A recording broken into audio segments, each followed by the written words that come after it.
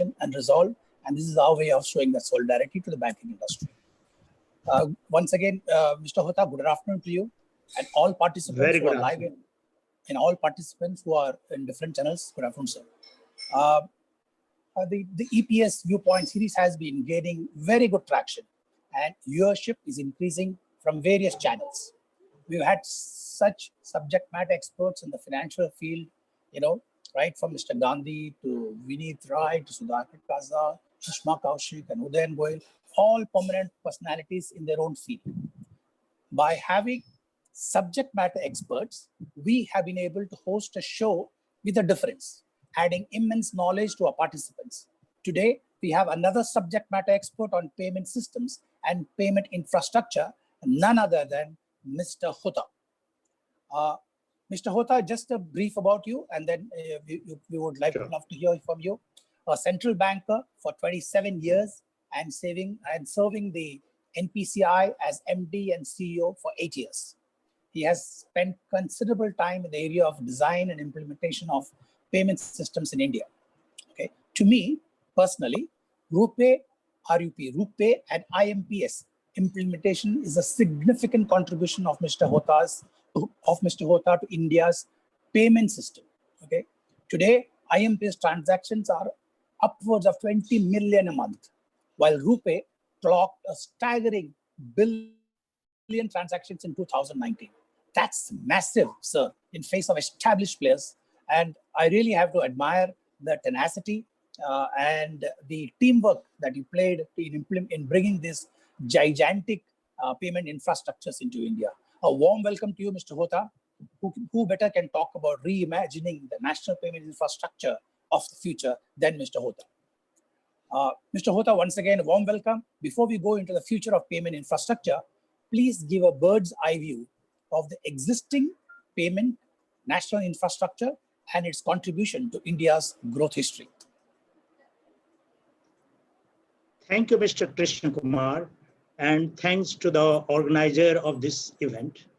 At the outset, I would like to indicate that the nation salutes the people who are working in the area of payment system during this COVID period. They are silent heroes.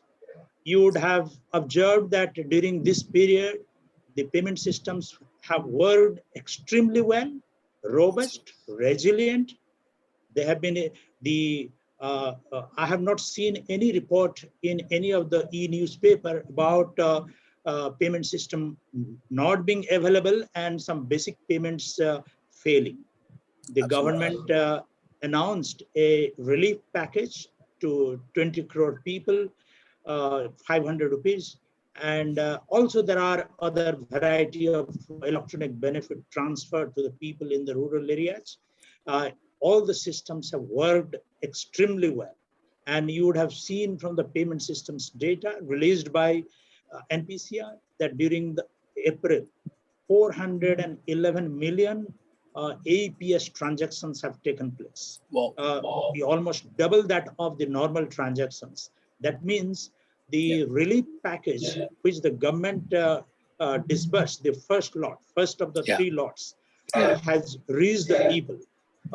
Despite so much of challenges in making cash delivered, because cash delivery requires physical transport of cash or recycling the available cash in that particular geography. So whatever be the constraints, they have been able to do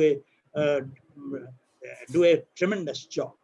I have seen in a couple of blogs that even in a developed market like US, during this COVID period, the benefit transfers are still in the pipeline because many countries still give the benefit transfer by way of checks. But in India, it has reached electronically, delivered, and the people need cash, and that has been delivered. With these remarks, really, just a brief overview of the payments landscape in India. During the last 15 years, you would have seen rapid stride in development of payment systems. Absolutely. If we see right 2000, from the introduction of RTGS system in 2004, NEFT, check truncation payment system bill legislated, NPCI being envisaged, the national financial switch rejigged or revamped, bringing all the banks, all the ATMs in the country into a single network, check truncation being rolled out throughout the country, NAC, the ECS, erstwhile ECS being revamped as NACH, domestic card payment system being launched, IMPS as a real-time money transfer system, 24/7, just second country in the world being launched. Then the Aadhaar infrastructure being leveraged for developing a payment system, which came quite handy during this period of COVID. And UPI came as a revamp of IMPS, and UPI created a sensation in the market because of the very design of the system itself, and talked about in all the world forum. And along with that, the uses have grown, the most sophisticated infrastructures have come up, apart from NPCI, the payment gateways, the payment aggregators, white-leveled ATM service provider, the many big global players entering the POS market, the big players like Google, Amazon, and what a large number of companies, the latest one being WhatsApp, all joining the payment system bandwagon. That means all of them indicates a very rapid progress. There are a lot of work to do, but has been happening. It is not like a stagnant thing, like in a few countries for 25 years, nothing, and one system being introduced, then for 10 years lull. But here in this, right from 90s, I would say, the payment system has been moving rapidly. Today, if you just, that is one way of describing the landscape. Another way is, what are the channels? Channels for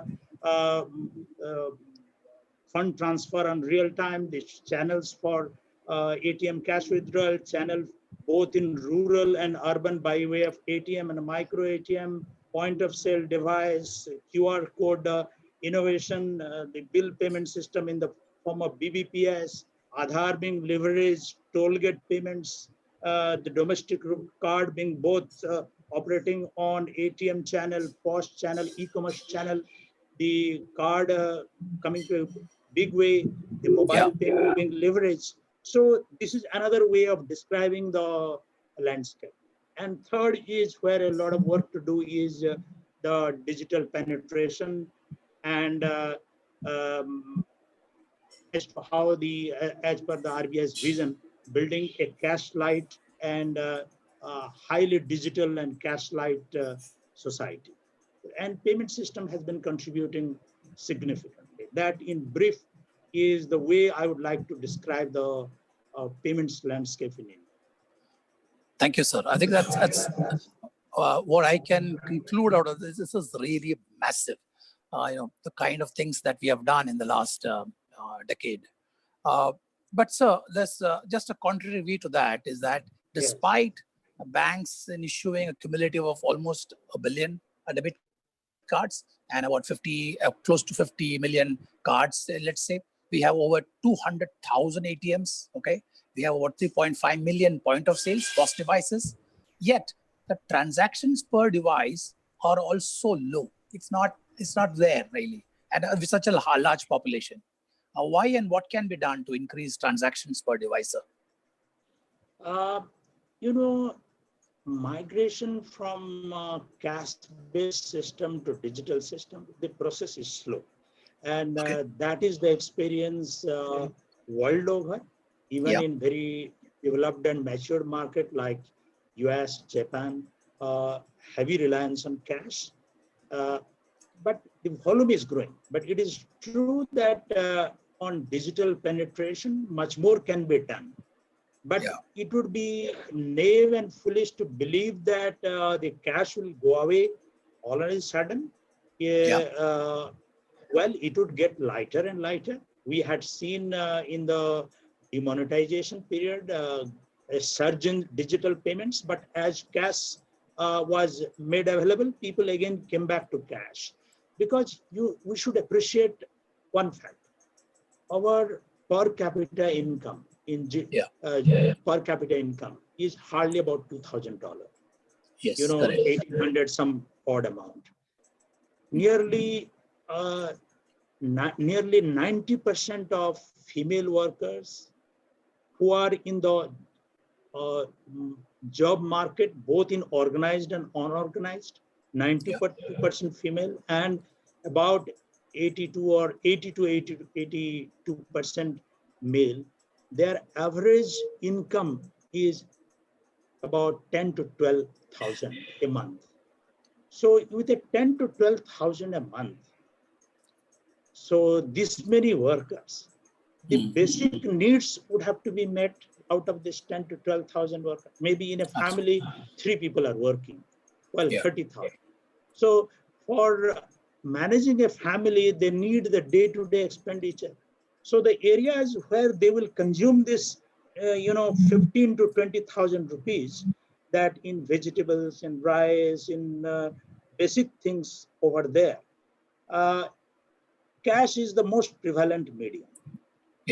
So it has linkage with the not only with the level of literacy or level of smartphone penetration, it has to something to do with the level of income and how even the small shopkeepers in the you can say in the heavily concentrated areas, slum area or anything, or in the rural areas, what is the kind of channel that would suit best? So if you really put a POS device over there, possibly people are not aware how they would really use this thing. They are most comfortable doing the work on cash. You go to a Kirana store at the speed at which he really transacts. If he starts transacting in POS or any kind of device, it would slow down the speed. So if digital payment is also should aim at how to really match the speed, it should not slow down the speed at which the transaction is taking place. So a Kirana store, a small Kirana store in the street corner is most comfortable doing in cash. So we'll have to wait for some more time where people would have adequate money. They can really do e-commerce. Just having 400 million smartphone is not adequate. Smartphone, they have got smartphone because it is available cheaply, and it is they can really watch videos, they can do WhatsApp messages. But expecting that the same person is doing WhatsApp messages must do the digital payment is also wrong. So in what context we are saying that it is not properly utilized? But it is a fact remains that 5 million POS terminal, whether traditional or new ones or low cost like QR code placard or whatever may be. Of course, with the QR code, it may be including maybe 5 plus 2 is about 7 million, it would be there. But the potential is obviously about 15 to 20 million.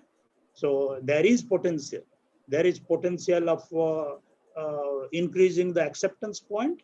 And once the acceptance points increases, I suppose a lot of things can happen. That in brief at this stage. Well, let me really stop at this stage, unless there is another supplementary question. Sure, sir. Thank you very much. I think you laid down the what's the kind of gigantic infrastructures we have, and why, despite that, there is perhaps a transition phase we are going through, and so the transactions perhaps look like not as expected or not as big as expected.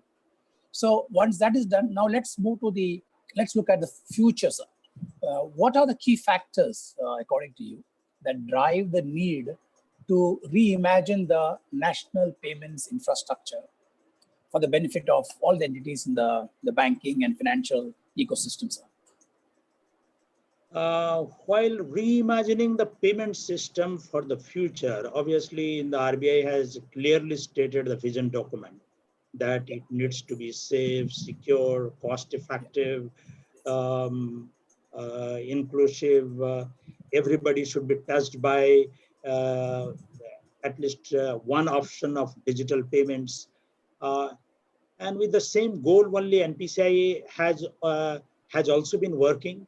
Uh, but a lot of work to do. And RBI, you would have seen in the vision document, RBI had charted out 36 specific action points with a goal that it must lead to 12 specific outcomes with a few targets. So for meeting those targets, these actions are there. In addition to that, many more actions have been taken. Not that at a particular period of time, the regulator can envisage all possible things. A lot of other things also they have done. But the overarching things from a practitioner's point of view, what would be required would be how to make the digital payment systems all the more safe, secure, and gives a lot of confidence. Of course, confidence is one of the 4 C's that RBI has indicated. That confidence in the system should also be there. And for that confidence, obviously, it needs to be secure. It needs to be easy to handle. So if that be the case, there should be, number one, for confidence, zero tolerance on grievances. RBI has set up a digital ombudsman, a single digital ombudsman to start with for a national level. But at the same time, they have also indicated that large operators should have their internal ombudsman, but that is not adequate. I suppose the data should really get released as quickly as possible, and it should be in the public domain about the number of grievances that each of the payment system service providers, operators, or even the individual payment gateways receive. The data should be made transparent. So that would increase the accountability. The cases of the frauds taking place, the money being, account being debited, like in the ATMs, account being debited, but cash not dispensed with. This kind of things, although RBI has tightened the TAT, maybe some more work needs to be done. How it can be prevented further, because the moment there is a problem, to address the problem, there is a reasonable time is required. The banks are paying heavy penalty these days to really meet the TAT. But that really increases the cost. Really, we will have to see the root cause and really try to find out some problems. So this on security. Security means people should read that paying money is secure. Nobody is really afraid of really paying by cash. Well, the fake notes do come every now and then, but you just imagine a fraud or something takes place, and we want to really make the digital payments all inclusive. A person who earns 10 to 15 to 20,000 rupees a month and does one transaction, and the money is really, and the next day he finds that his account is money is withdrawn by somebody. He doesn't know really the kind of the experience that the person would go through. So security is very, very important. And although RBI has prescribed a whole lot of things about what banks should do to make the payment transactions secure, what the payment gateways should do, but a little more tracking and even the penal regime should really come into play, or else it will not. So these are the confidence building measures that we need to do. About the fintech firms, they are coming out, rolling out new products each day. I don't have to say anything. And potential is also huge. There are large number of segments yet to be brought in. Bill payment is one such area. Really, hardly about 15% of utility bills are digital. Many of them are really being paid by cash. I suppose during the COVID period, nobody is paying. When really it comes up, really, obviously, some timeline would have to be given, some relaxations would have to be given for that. So there are areas to work on. So in the future, so building the reimagining for the future, grievance redressal, attention to these security measures, and also the key thing is the widening the acceptance infrastructure, for which RBI is already floated a working paper, floating the idea of acceptance development fund. But I suppose it is really coming on. It is coming up very soon. I don't know in which shape it is coming, but I would love to see that it comes and it encourages the payment players, particularly after this zero MDR regime, for some electronic payment products. It really comes as an encouragement to widen the acceptance market. So before we expect the customers to really come in, we, the suppliers and the regulators, have to do a good deal of work. There is more work to do on our part, instead of saying that people are not coming. In fact, people are not to be blamed if they don't come to electronic payment systems. This is our role. Our role is to really see that the system is robust and good, and they would rely on. They will say, wow, the experience. RBI has indicated by saying EEEE, empowering e-payments, exceptional experience in e-payments. So the 4 E's of RBI, or 4 C's with 4 C's in the background, they are, they have been imagined in a very nice manner. So I feel when I have to reimagine, I will have to really, ask everybody that you just see the 4 E's of RBI and 4 C's of RBI, but you try to really implement in your own workplace, own design of your own payment system, to see that you are compliant to these 4 E's and 4 C's. Absolutely. Talking of compliance, RBI has also come out with the cyber resilience policy, which all banks have to adopt, and and they also come out with very absolutely wonderful policies, regulations, such that the entire financial ecosystem is secure for the customers, and that's wonderful. Recently, they also came out with the NUE policy, new umbrella entity, which perhaps focuses on entities working on retail payment. According to you, sir, is it a step in the right direction? And what impact would it have on the current retail payment landscape?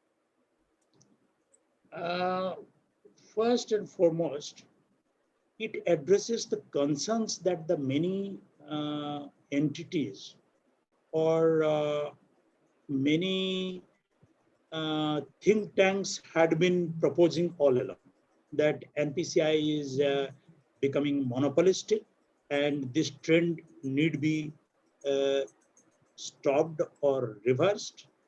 At least now that complaint would not be any longer there.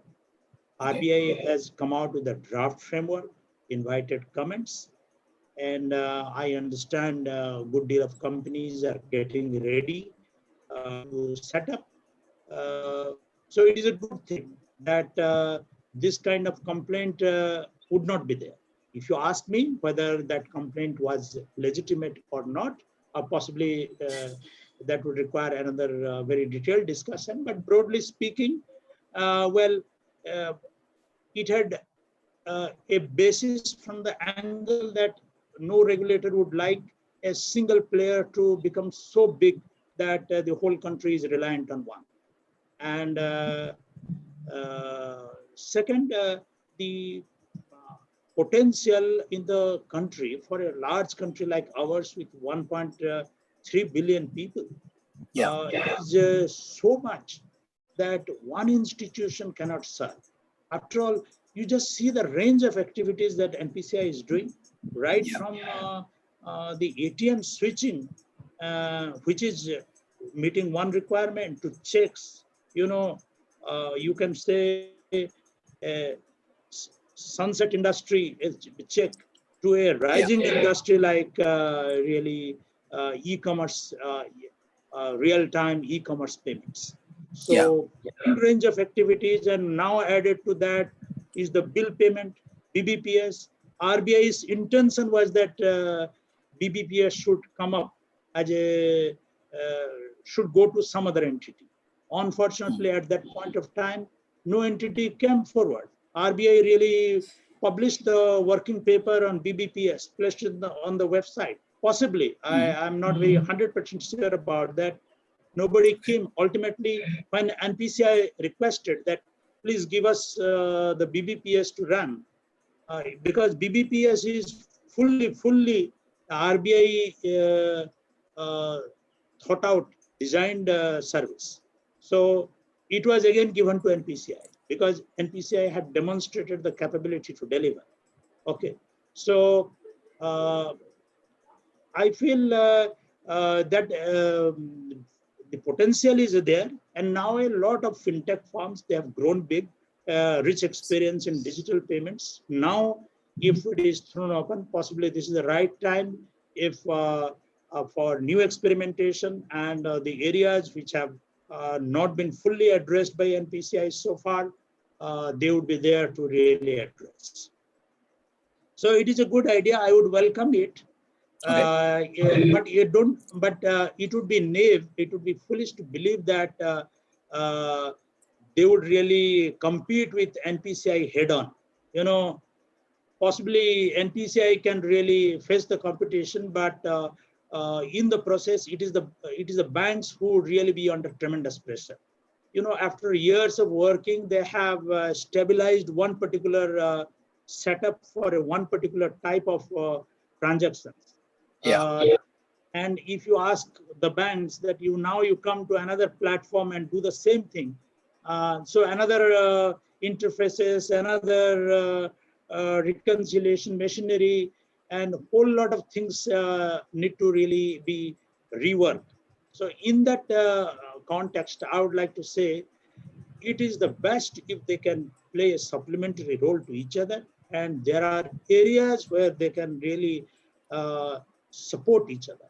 And even there are a few products where the competing companies or the new companies, if they would like to service or to step in, they would require NPCI's infrastructure. Like any entity which would like to do the Aadhaar-based services. Well, a new company can also, new NUE can also build another Aadhaar mapper. But it is again worth avoiding. Why to really repeat the same activities when the country can has many more activities where they can play a supplementary role. You can ask in the card payment, Visa, MasterCard, and RuPay are three are competing. Why not in UPI also? Let another RuPay kind of thing, the UPI kind of thing be redesigned. Obviously, if they can, if they redesign, and not that they cannot do that, because there is so much of research and re-engineering taking place each day. They can really do that. And obviously, if it comes, it is good, good for the country, and good for the really the payment players. We'll have to see how the banks can easily integrate. Please, we're all new players. One word of caution and reminder. Whatever they do, they must make it simple for the banks. After all, one function that is not going away, the customers money lies with the bank. And I do not see that function being taken away so soon, unless new bank architecture comes and people really would love to really put it in the new bank, and the old gigantic bank start doing on something else. But I see a remote chance of happening in the next few years, at least next 1 decade. Thank you, sir. I think that's well answered. And so the operating procedure out here is that I've asked you a few questions. I'll continue to ask. We also have a lot of participants, and participants are from ex-RBI, commercial banks, fintech companies, and many other investors, etc. So we would take some of the questions from these. They could be questions are coming through the chat box or the Q&A box, and we also give an opportunity to kind of unmute yourself and ask the question. So which I will say who can do that, because we can't unmute everybody. So may I request Mayur Shetty? He had raised his hand. So Mayur Shetty, would you like to go up and ask a question? Yes, please. Thank you. Good afternoon, Mr. Hota. It's a pleasure watching you. Yes. Good afternoon, Mr. Screen. Sethi, how are you? Yes. I'm fine, sir. So my question was on the issue of MDR. You had said that it's a positive that it's been eliminated and it's going to boost payments. My question was, since this UPI is still in a stage of innovation when it comes to business to consumer payments, wouldn't eliminating the MDR remove incentive for the innovations that are going on? And how do you ensure that people keep making investments here? Let us not assume that this zero MDR regime is going to stay forever. Possibly the concern should arise if the zero MDR is thought to be going to stay forever. And if you, at least I do not see in any of the announcement that it is going to stay at zero forever. But if it is going to stay for zero forever, everything, the whole thing, entire UPI payment platform and everything would have to be re-architected and re-engineered. After all, NPCI is providing the central infrastructure, and that too at a possibly one of the most cost-effective payment system built anywhere in the world. So NPCI can possibly absorb the cost. NPCI alone is not in the market. The transactions are acquired by the banks. Banks in turns have third-party service provider. There are non-bank players. They acquire the transactions. They incur a cost. So as long as it is going to be a temporary measure, and in the eyes of, in the mind of the government that it is primarily to boost the digital payments, we should welcome. You just imagine, had the MDR being reduced to 50%. So people would have still really one segment which had been raising their hands that it is getting costly, would say, why 50%? Why not 30%? Or whatever was there. Why not 10%? Once you really do 10%, why not 5% or a fraction of a percent? Do it zero. So for sending a message to the system, zeros appears to be a better message than doing it 80% or 50% or 40%. One, and I believe it is temporary. Three, this large number of players who are trying for saying so they are so loud about it. Why do they give tons and tons of money to the limited number of users at the moment? Suppose UPI. UPI has 1 billion plus transactions a month, but from how many people? From 140 million people. Okay, although there are some registered customers would be around 200 million, actually active are about 140. These 140 million people, they really consume all the incentive benefits that all the e-commerce companies have been doling out.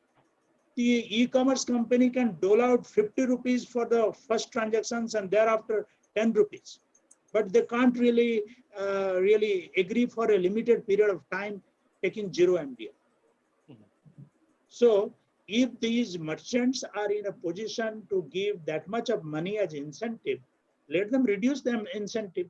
I suppose this incentive regime has also is one of the, I would say, I suppose it has also acted negatively. So this much of incentive structure just to really, because they provide the incentive because the consumers will come and they will really ride on the data about the customer, and they will possibly do the digital lending and whole lot of ideas that they have, or they will do the cross selling. They will give data to many agencies, but with privacy regime coming in place, that also becomes difficult. So in a view, in my mind, as long as it is going to be short term, no problem. I suppose NPCI government and Reserve Bank had supported NPCI coming up in the initial days. NPCI itself should not have any hesitation sacrificing a little income for a temporary period. As far as banks are concerned, well, they have a genuine issue. The large number of e-commerce merchants, my request to them, you adjust your incentive program, big incentive schemes that you have done to get customers, you adjust for some time, and you plead with the regulator and the government that this is not good in the long run. Please withdraw as quickly as possible. And I hope good sense would prevail. They would do that. So as a concept, you welcome zero MDR? No. As a concept, no. No one in who is really conscious of doing a business would say that it is bad. But for some time, I suppose it is necessary. Whether it has yielded the desired result, I suppose at least it has created a desired impact or attention to the seriousness of the government and the RBI for going digital. It has served that purpose. Right, sir. Thank you so much, sir. So, like I said, we have a variety of. I know many people may not agree with me, and it's okay. Everybody has a view, because some companies who had done their business modeling on that, they are affected. My request to them, please have a little patience and treat it as the impact investment for some time. Yeah. So knowing you and the kind of work you have done, your values, your comments hold a lot of value, sir. There's no doubt about it. And that I don't think only for myself, I think everybody would agree. So like I said, we have a variety of range of people from banks to. So we are taking one more question on the live. So we have Mr. Advait wanting to talk to you. Mr. Advait, yes. Can you unmute and ask the question, please? Yes, sir. Hope I'm audible for everyone. Yeah, sure. Yeah. Thank you, Mr. Hota. So, sir, just two questions. One is that the NUE, there was a lot of confusion when the guidelines were put out, whether this is going to be a competitor to NPCI, which means that they will also get access to the UPI clearing facility, BBPS, or they will have to create their own fresh platforms, which, we're looking at a gestation and a development period of 3-4 years before that platform can even get the same traction as UPI. So we just wanted to get your sense of, is this a substitute, a second institution to manage the payments infrastructure, because the transactions are only going to go higher from today onwards, or is it going to be separate payments platforms for the NUE compared to the NPCI? NPCI will continue to handle the 12 to 14 platforms that it continues to do today. That's my first question. You know, my thought would be NPCI has really grown very big. There is no doubt about it. You currently handling about 70 billion transactions in a year. 70 billion, 70 billion transactions in a year. Right. So you can imagine how big it is and how big are the platforms, all the products put together. So maybe there are a few products where NPCI itself should branch out initially as a subsidiary, like only for ATM switching. Why not to build a hive of the, ATM switching? After all, it used to be handled by NFS, used to be handled by IDRBT earlier. So ATM switching goes away and adds a lot of new functionality like support functions to all the white level ATM service providers, the banks in managing the resilience of the ATMs. And there are a lot of work that needs to be done in the area of ATM switching itself, close monitoring of all the 2 lakh ATMs real time, like an observatory, and providing feeds to them.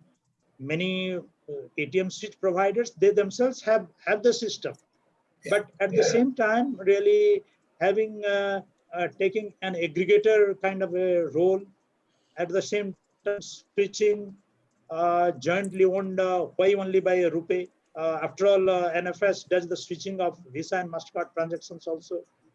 Bring into the ownership structure Visa and MasterCard, bring into the ownership structure many of the ATM, switching companies. Let them play a role. This itself is an organization by itself. The same way the BBPS and NSCH kind of thing can be done.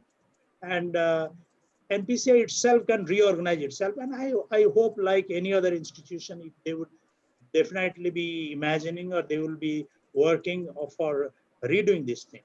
As regards the new systems, new utilities which are coming, obviously I would recommend they themselves redesign their UPI. But NPCI would be, I am sure NPCI would be ready to support any of the new players or play a supplementary role. Because they are all API based. API solution APIs have been defined. It is a public document. Although the IP rights, NPCI has asked for the IP rights. Maybe it might be coming up, but definitely NPCI can share. Maybe a license fee may be involved, but they can definitely share whatever resources NPCI has built. After all, NPCI is also working for touching every Indian with one or other electronic payment products.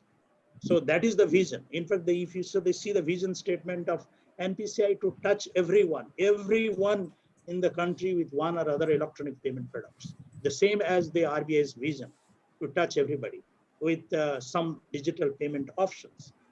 But there are still areas NPCI has not been able to work, B2B payments, very specific sectoral payments, like the way bill payment, BBPS has come. Similarly, there are many sectoral payments are there. Only for capital markets is one capital market area related, so that highly boutique and highly specialized services with forward and backward integration is possible. If we start, if the companies imagining to really set up, if they sit down, they can really do that. But you just see the guidelines, RBI guidelines. RBI guidelines is not limited to just building another payment products. That is a wrong notion. Another a company NUE can come up just with the idea of building analytics and grievance redressal also. Just on any specific area, which is associated with retail payments. So it is, I would urge the people who are planning to really work on various retail payment NUE ideas to think beyond simple few products and compete with NPCI head-on. Competing with NPCI head-on, yes, they can do that, and NPCI will compete. But they would be able to, they would be neglecting many of their areas where they can really quickly achieve the results, and they can also have their returns, early returns, and they can do the break even. So, sir, Thank you for very relevant questions. Just one more question. So, just about the organization structure of the NPCI. See, legally, we understand that it's a not-for-profit company owned by the banks, right? And Yes. it is regulated by the RBI. It is not necessarily an RBI entity. So, Yes. you know, it doesn't come under the RTI. There's all a host of other issues like that. But, you know, because as you said, you know, 70 billion transactions, it has become a public utility. That the fact that it's handling so many payments every day, it is not only for the bank's payments through IMPS, RTGS, but it's also through UPI, BBPS, all these other integrations. So, you know, whenever this new umbrella entity does come up, because the names that are out there seem to be, you know, BSE, NSE, Reliance Industries. These are all private corporations. So do you think that there is some form of clarity that's required on what the public ownership should be of these entities, especially NPCI and the new umbrella entity, because they take on a public aspect today, because they control public resources, or at least are handling public resources like payments. That's my last question, sir. Thank you. Yes, NPCI obviously has been set up as a not-for-profit entity because payment system is a public good. You know, not that it cannot be done with a for-profit institution. That way, CCIL is a for-profit institution, although it is quite a monopoly in that segment of financial transactions. So being not-for-profit, because I feel it should continue to be a not-for-profit. That debate is an internal debate of NPCI, and I suppose they would definitely be doing that also. Because now that new entities are coming, for-profit entity, there would be big investment investors coming. I suppose while I would continue to recommend that it should stay as a non-profit entity, and for the new entities, I would like to say the new NUEs which are coming, even if it becomes a for-profit entity, let the investors know very well that it is a long journey. They should not say the break even in the third year or break even in the fifth year. NPCI was a unique institution created by, envisaged by RBI and supported by IBA, bringing all the banks put together. And NPCI itself started as a really on a very inspired note, really it started. But for new institutions to come up, if you see it as a purely for-profit, for-commerce institution, they will have to wait for long. They can really generate transactions. Why more than 70 billion also they can do. 70 billion in a country of ours, size of ours. That is again financial plus non-financial transactions. Okay, put together. So that is not much. The transactions can really be very high, because it has not touched everybody as yet. Many of the products are still limited to 200, 300 million active users. So there is scope.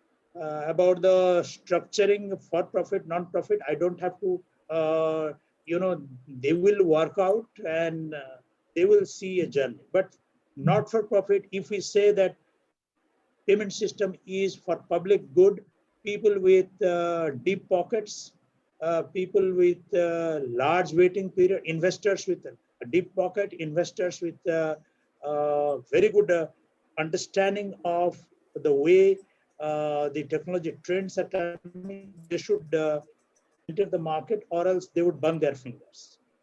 Yes. That is what I would say. Thank you, sir. Just participants, in the interest of time and of the chief guest, keep your questions to single and make it brief, please.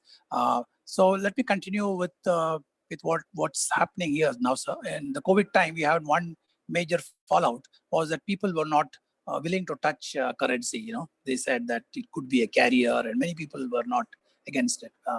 Yours truly is one of them. Is there a better way to use the physical currency, or would you want to look at the future of digital currency?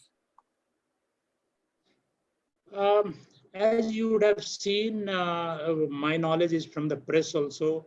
RBI has banned cryptocurrency while it is under litigation at the moment, but governor has indicated that RBI is looking at digital currency. Means it is CBDT, central bank digital currency. So digital rupee. So if you think, but he also indicates that this is an incipient stage of discussion. So for this to materialize, it would really take time. Central bank currency, as you would have seen, promise to pay. I promise to pay rupees 500. Governor signs it. Yes. Yeah. So you think of a digital equivalent. Yeah. And the governor really says that every digital currency that I issue, I stand behind. If if Reserve Bank has to stand behind every digital, currency that is created, that means the infrastructure would have to be so robust, and the system have to be so good that he can really say in spirit, in a digital way, that I stand behind every digital, micro paise. So because once in digital currency, the whole rupee or it does not matter. It can be 0.5 paise also. Yeah. So if that be the case, the digital infrastructure has to be really, and which is equally good for the conventional digital payment. And in the conventional digital payment, we have not fully addressed that issue as yet. So to believe that central banks would really launch it in a country like ours, I suppose it would take time. Well, the CBDT has been launched in some few countries in some remote areas, because some of the solution providers went there and said that be the first country in the world. And they have become the first country in the world. I suppose RBI does not want to be the first country in the world and be in that race. Yeah. Well, China has announced that we are very close to launching it. I suppose let them launch it, because their, the digital wallet has gone deep, and they have experimented, and they have been doing reasonably well. But we don't know really what is going on. But my recommendation would be to fix the infrastructure, digital infrastructure right before thinking of that. The second aspect to that is, after all, any currency, it is universal in character. It is not for the few people who would like to do this speculative trade. For doing speculative trade, even if it is banned, they will keep on doing it. And let them do it. They are making money, they get a kick out of it, let them keep on doing it. For that, Reserve Bank need not, of course, if the regulator comes and stands behind such a thing, it is good. And Reserve Bank has said, for the time being, I have banned it. Okay, that is the way they have dealt it. Okay, it is a debatable issue whether Reserve Bank should have done much more than banning it. It is a debate by itself. But the fact remains that for those people who are in the speculative trade, let them do it. Let them understand the tricks of the game and let them do it. But if for the mass market, you can't take a position like that. You know, Reserve Bank has to really stay behind that. And for doing it for the mass market and make it really digital currency, it should be done. Countries like Singapore and others, they are doing for the wholesale market cryptocurrency, and they can do it. Can really it can work very well in the blockchain technology and digital currency for wholesale market instead of really digital entry or book entry. Well, if you do it and give the name in so fanciful names, let them give it. Well, some benefits should definitely be there, but I'm not excited by this at this stage. You know, I may look like a little conservative in this regard, but let us fix the key point is fix the existing IT in the payment system, digital infrastructure, right? And then you do it. And keep on discussing and really and keep watching the trends, and that is a good thing for us. We have many more bigger problems to handle than this at this stage. Absolutely, sir. I think sometimes conservatism is good, and the way RBI has handled all those major problems, I think a strict and conservative way of sometimes is good. So we are almost nearing the end. Are you, and there are many questions still to be answered. Are you comfortable by extending the time by another 10 minutes? Sure. My pleasure. No, not an issue. Okay, sir. So since one of your colleagues, Mr. Rastogi, is asking a question, RBI has targeted 87 billion digital transactions by December 2021. 87 billion transactions. Do you think this is going to be achieved? You know, if you just see about, it should be possible because December 2021 is again almost, you know, almost 2 years, or you can say a little less than 2 years ahead. Should be possible. I suppose that is a yearly figure and not really monthly figure. Really, I suppose should be possible. I believe so. Certain things we'll have to do right. I suppose Ramji, really, I suppose UPI, IMPS, and a whole lot of products. The NUE will take time for them to really come and contribute. It will take time. But the players are really, the way the players are coming up, big players, the global players are coming up, they will really rejig the market, and they will really bring a lot of new customers, and should be possible. And RBI is also, I understand, very soon they are coming out with the Acceptance Development Fund. Suppose, you know, my wishful thinking, suppose they say that all new acceptance terminals, traditional POS or the kiosk-based, the biometric capture device, these micro ATMs and all these things, all new installations from 1st January 2020 for 1 year, everything will be reimbursed from the fund. How good it would be. Almost really 2025. At one go, we may really get about 3 to 4 million new devices, acceptance devices. This is one way of utilizing the Acceptance Development Fund. If the government or RBI gives it, give it to the fund. I do not know how they are going to really, who would utilize, how it will be done, but these are some of the simplest possible things that I'm thinking of. Or reimbursing the bank in certain particular ways, or the way the NABARD had provided some grants to the rural cooperative sector to set up the micro ATMs and other things, or to buying the different switches, building the grievance redressal systems, because now RBI has asked that each of the operators must build a robust online grievance redressal system, and all of them are busy with that. If RBI really gives support in some way, should be possible. 87 billion is not very difficult. Thank Okay. you, Ram. Nice to connect you over the this channel.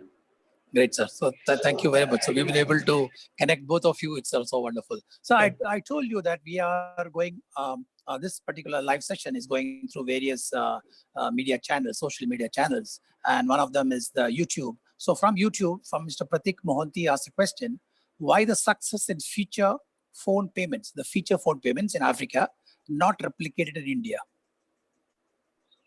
Yeah, I would say it is quite unfortunate. I would have loved to see this feature phone-based payments to come up.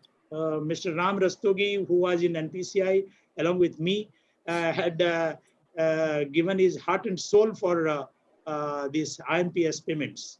And he had been working on this feature phone kind of thing. The only problem that we both used to really, in the evening hours, we used to talk, in India, everybody becomes so much security conscious.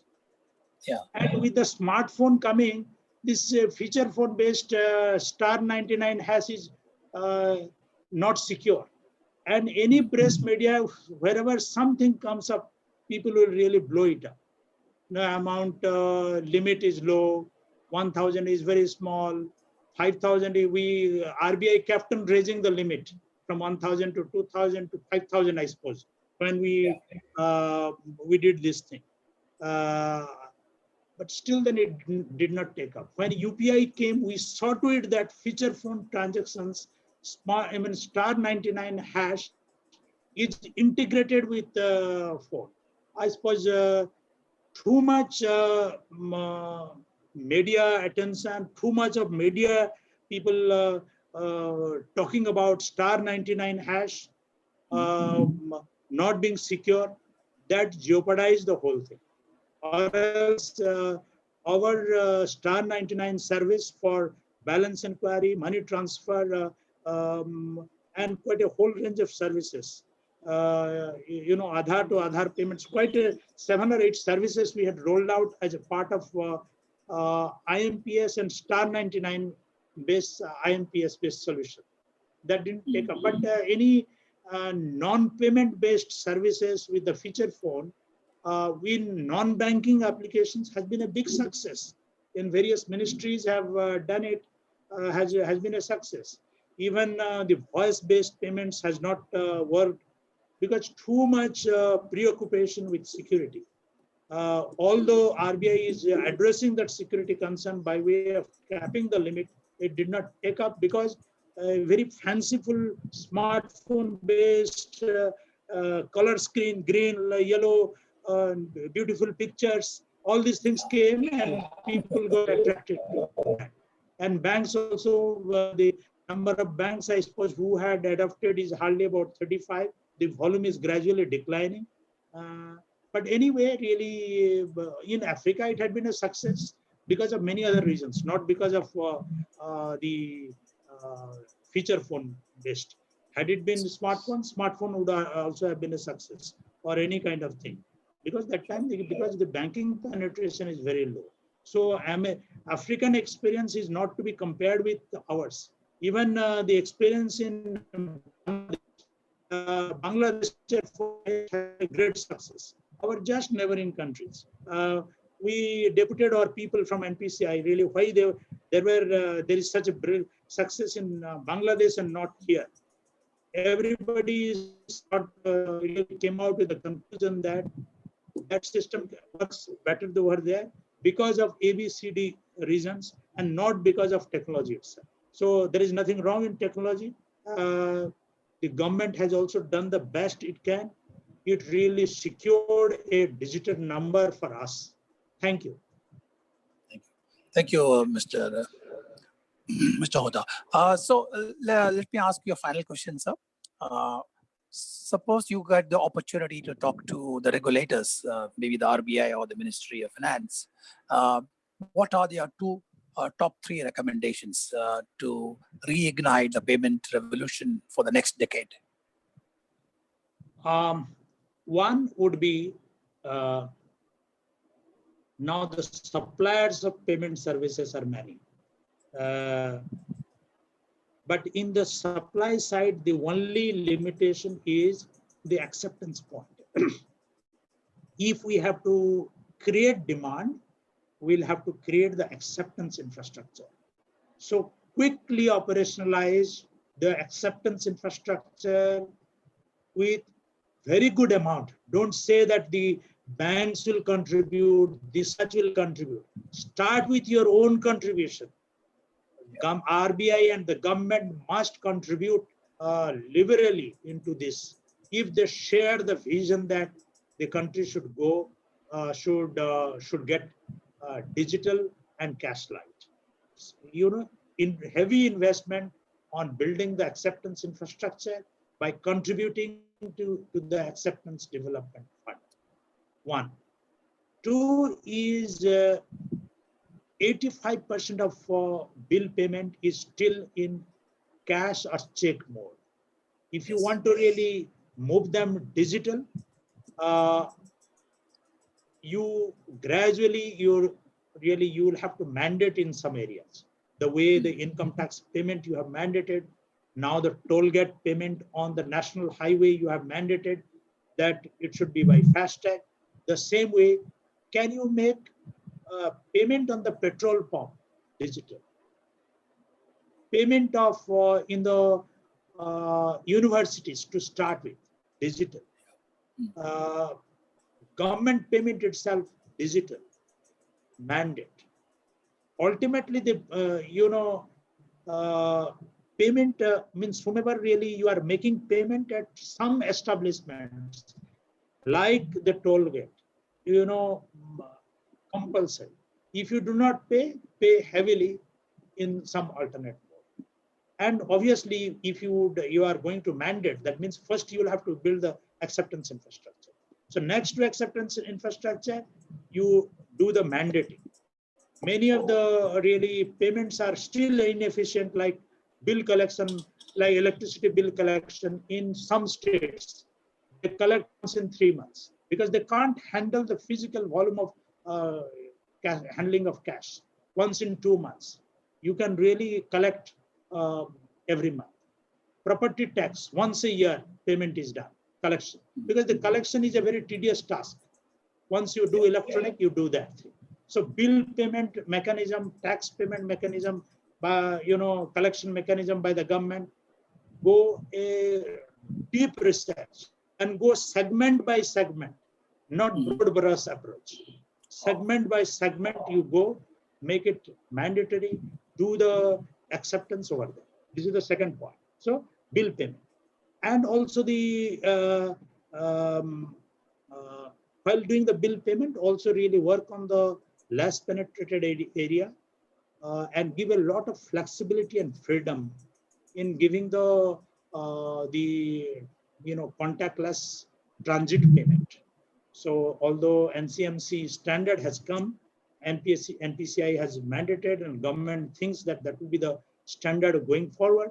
So if that, since that has been already standardized, see to it that it is implemented in all the transit platforms run by the government to start with. So make it in all the local railway stations everywhere. You do it transit, bus, autos, cars.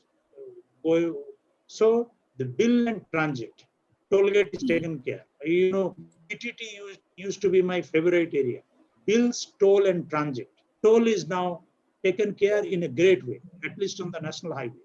The bills, BBPS has come now. The billers, hardly about 200 billers in such a vast country like ours in the BBPS system. Although there are other electronic payment mechanism, but you create this platform wider. The third is create a very good observatory or the data analytics platform on digital penetration. So RBI has already come out with the data that very detailed statistics would be made available from July onwards. I do hope RBI comes out, implements this idea that various transactional data, to what extent digital penetration has taken up, to what extent the grievance redressal is working, to what extent the fraudulent transactions are happening and how they are addressed in a statistical manner, and you bring it out. Like in the current AEPS system, 411 million transactions have taken place, which all places have done, because AEPS is a solution which is not geotagged. You do the geotagging of digital payments in some area, like the DBT payments. So if you do the geotagging of the transactions, you will be able to clearly monitor which area is less penetrated, which is more penetrated, or which is adequately penetrated. So that there are investors, there are a big lot of BC, about,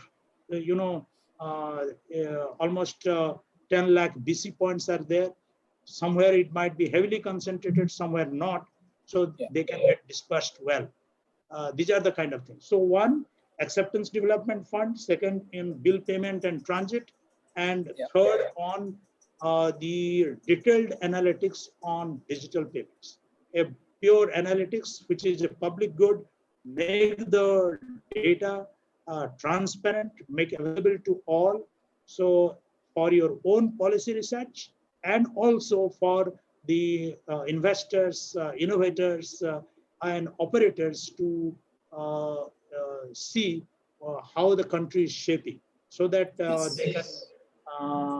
they can modulate their business in a better way. Now, in some ways, we are making guesstimates and really moving, which is a little dangerous. Thank you. Thank you, sir. Definitely, I think those three thoughts are creative in nature. And as I'm sure if that is considered, it will spur the industry. Well, I really wanted to kind of wind up the session. However, I've got a very interesting question and just spend 2 minutes with you, sir, from Sachin Tiwari. He says there are banks who put a QR code at the shop for accepting digital payments and calls them, within quotes, merchants. The money is just transferred through UPI to their savings account. That's correct, right? This dilutes the definition and data around merchant transactions. How do we address this definition and data accuracy? As I understand, our NPCI has issued the circular, a broad guidelines as to who can be treated as merchants and what would be treated as P2P payments. Initially, if we would like to, because P2P payments, if it is treated as P2P payments, the pricing of P2P payments apply, which is a little moderate. And if it is merchant, a different kind of MDR regime comes, which becomes a little complex. For a small shopkeeper, subjecting itself to the MDR regime looks a little too much on the small shopkeeper to really do these transactions, to go for this kind of transactions. So banks have the flexibility. If they see that the transactions are beyond the threshold limit, treat them as MDR. So initially, at this point of time, I suppose we should not emphasize too much on this. We should encourage them to accept digitally and see that more and more customers pay digitally in the way they would really love to do that. As the volume grows, banks themselves, in their own interest, they would like to, they would really convert them into merchants. But if the banks are insisting on taking them as merchants right from the beginning, A, they are violating the norm, violating the spirit of the digital payment transactions. B, well, they will not get transactions after some time. The merchant will really just keep it aside. I'm happy with cash. Full stop. I don't want all this jhamela for reconciling 30 paise, 20 paise like this. I'm happy with cash. So banks should also understand that. Right. Thank you, sir. That is what I would like to say. Thank you, sir. Sir, before we wrap up, just one personal question to you, sir, if you don't mind. This is the lockdown period, and I think everyone has reinvented, himself or herself and doing something different. So what is that one thing that you have learned, sir, in this lockdown period, which you can share with us? For me personally, being I'm a person who is means almost retired. For me, really, this is the time to rebuild myself in terms of health, in terms of really pursuing what I had been neglecting by spending quality time on reading or watching videos of my liking. This is the way to really rebuild oneself. So I would really say this is also, apart from the professional things, I know all of you are in different professions and very busy people. You please keep upskilling yourself, but at the same time, take care of your health, make work-life balance, and rebuild yourself. So when you come back, you really come back re-energized, and you find a new you in yourself. Thank you very much. Thank you, sir. Thank you very much, sir. Thank you for coming and sharing your time with us, sir. I think we are very fortunate to have you and to share such a lot of knowledge and information. Can we? I am winding up this session, sir. Thank you very much once again, and I hope that you will accept our request to come once again, because there's still many questions to be answered, and whatever you have done in this limited period of time is really marvelous. Thank you so much for coming and sharing your thoughts with us. Thank you, man. Thank you very much. My pleasure. Thank you. Yes, sir.